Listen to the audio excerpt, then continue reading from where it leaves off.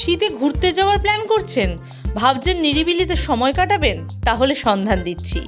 এবারে চলে আসুন কোচবিহারের রসিকবিলে।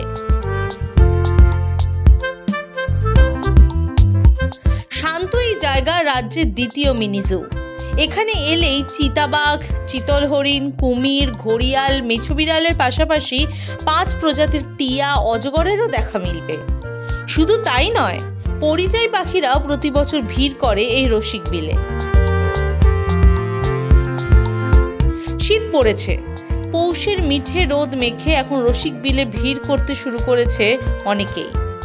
চিতা, কুমির, হরিণ দেখে কচিকাচারাও খুব খুশি।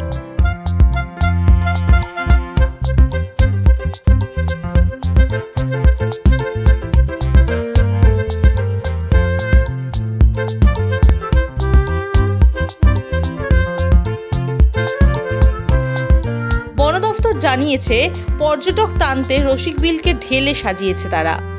জুয়ের ভেতরে ঝুলন্ত সেতু, সেলফি জোনও রয়েছে। এমনকি এই মিনি জুর একপাশে রয়েছে হোমস্টেও।